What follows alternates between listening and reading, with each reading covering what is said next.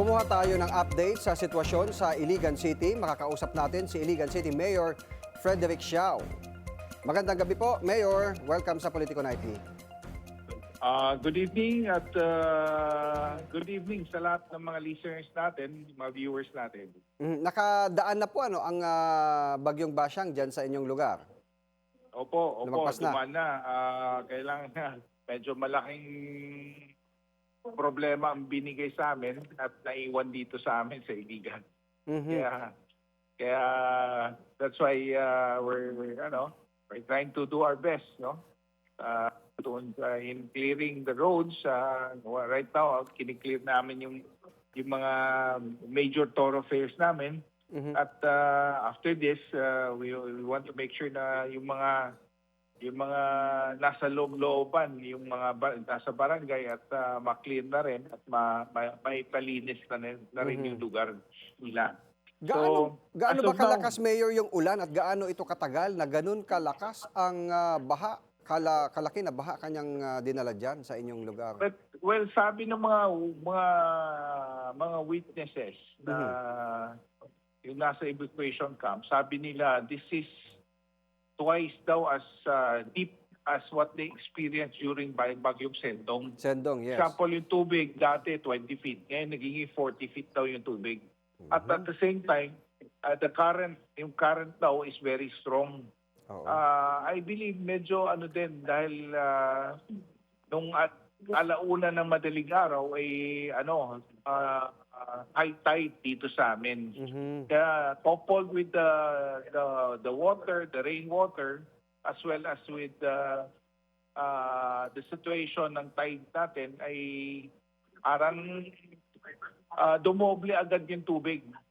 Kaya instead of gradually increasing, biglang tumaas. That's why people were caught, surprised, that unaware. Ganun kabilis yung pagtaas ng tubig last night. Oo. Pero sa ngayon, Mayor, ay humupa na itong mga malalalim na baha. Oo. Yes po.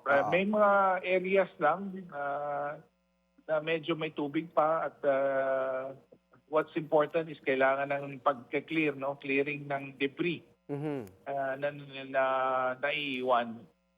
So as of now, we have bigyan lang kita ng mga figures namin sa evacuation centers natin. We have a total of 19,000 individuals validated.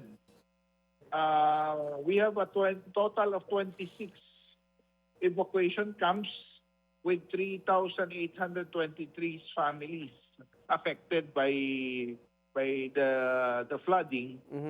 And as of today, mayroon tayong, although as of this morning at early this afternoon, wala pang balita of any casualties. But late this afternoon, around 5, may report na dumating na may isang biktima ng cardiac arrest. Got connected with Basyang, but there's 2, were swept away by flood water. Isang taga-barangay Saray at isang taga-barangay Tambatan. These are coastal barangays. So, I believe yung body nila ay nakita sa adjacent municipality sa Lanao del Norte. Medyo malayo na. Medyo one area, one municipality away from Iligan. So, 2 biktima ng flood at isa pa ring biktima galing sa may hinterland barangays namin. Isang barangay Pugaan wherein 1 victim was swept away. I believe 89 years old. He was swept away at nakita dun sa may downstream bahay sa barangay Mandulog. So a total of 4, including the one person who died of cardiac arrest. So a total of 3 from the typhoon and 1 from cardiac arrest. As of the moment 4. po. As of the moment. May mga missing ba na? May mga reported missing ba, Mayor? Wala namang missing. Wala namang missing, pero yun nga, they're trying to account for whoever are not validated yet. Marami kasi hindi umalis sa bahay-bahay nila eh. Oo. Thinking that ano, parang normal lang na bagyo without kasi pag sinabi natin 200 mm of water, somehow hindi naman actual nakikita ng tao. Kaya,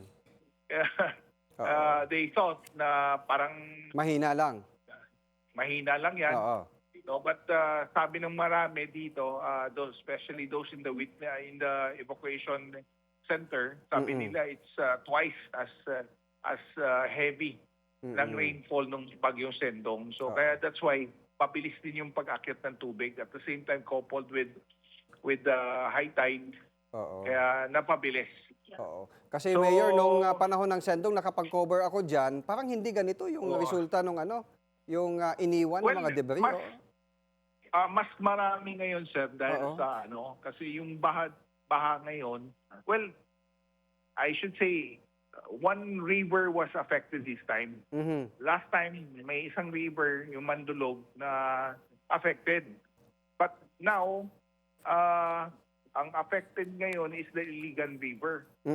No? Kasi dalawang big rivers to eh. Oh, ito ba yung pinapakita namin na video, Mayor, na may tulay na nasira? Yes, this is very near Robinson's, Iligan. Oo, ayan. Sorry po. Yung nasira dati sa Sendong, that's in the Mandulog River. Oo, pero ito ngayon, naayos na yun. This one is Iligan River, very near Robinson's, Iligan. Ano this po is ang at the center of the city. ano po ang epekto nito dahil mukhang hindi madadaanan ng mga motorista itong nasirang tulay? That's why nagmamadali kami kanina to clear up the debris as well as clean up the flood water, yung mga mud para makapagbiyahe na yung mga sasakyan. So anyway, we're trying the very best to make it passable tomorrow. Okay. What's difficult is that affected din yung namin, supply of water, kaya maraming walang tubig sa mga residente. Oh. Mayor, nakarating na po ba sa inyo yung pagkasira nitong Pugaan Bridge? Diyan po ba yan sa Iligan? Yes, that's part also. Oo. So there are actually dalawang bridges sa may barangay Abuno, na steel bridge na wash out. Okay. May Pugaan Bridge na wash out din at saka isang I believe isang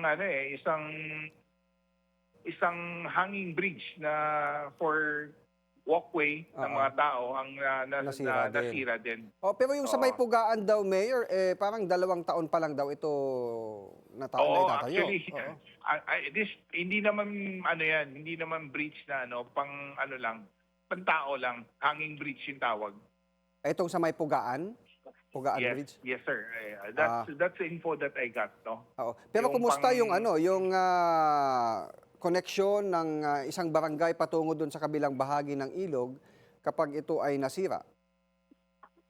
Well, ang nangyari dito is that yung barangay Mandulog is greatly affected because what connects them from the main city is the 2 bridges. Yes. At ang nangyari dito, we have to go through Balue, in Lanao del Norte to go through to be at Barangay Abuno. So hindi naman siya isolated. Mayroong way around kaso mas malayo lang. May way naman, medyo mas malayo lang. Kasi ang pinaproblema natin dito, yung pagdi-deliver ng mga relief goods doon sa mga affected na mga residente. So kailangan umikot lang doon sa kabilang area. Just a little overview on what happened yesterday, the days before it happened. Actually, ready tayo eh. Ready tayo sa prepositioning ng mga manpower natin. With regards to declaration of no classes at work, suspension of work, ay natin on time. Ang problem lang namin kasi we declared na dapat may evacuation Yun lang, ang mga tao ayaw umalis sa mga bahay-bahay nila. Hindi sumunod. So, hindi sumunod. That's the reason why a lot of people were trapped. Families were trapped. The good thing is that hindi na tumaas yung water after nun. At least wala tayong casualties, direct casualties, no? Except the 2 that was swept away. These 2 are living in coastal barangays. So maybe siguro mataas yung water nila, may storm surge, kaya sila nadala ng tubig. Pero Mayor, nakapagdeklara na ang city ng state of calamity? State of calamity, yeah. Kanina, alas 2 o 3 o'clock in the afternoon, nakapag-declare na tayo. At, well, that's how we access, no? We'll be able to access funds para maitulong natin sa mga members ng community. Ano yung mga prioridad na pagkakagastusan itong calamity fund, Mayor? Well, unang-una, usually it's the food, eh. Yung mga short term. Pagkain nila, mga kailangan natin immediately, blankets, mga hygiene kits, no? Food kit, yung ano natin, yung kitchen kits na kailangan. But we're just fortunate that our national agencies, especially yung OCD natin, is well prepared this time. Unlike nung panahon sa Sendong, I also experienced that ibang-iba talaga, sir. Mas ready na talagang gobyerno natin ngayon to address issues on calamities like this. Mas mabilis na yung pagtugon kasi may mga preposition na. At least we were able to be ready at wala tayong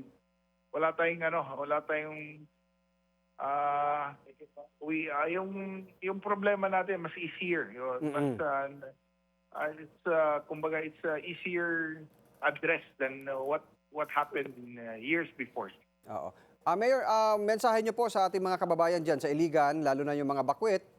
Pwede na ba silang bumalik sa kanilang mga bahay ngayon at magayos, maglinis?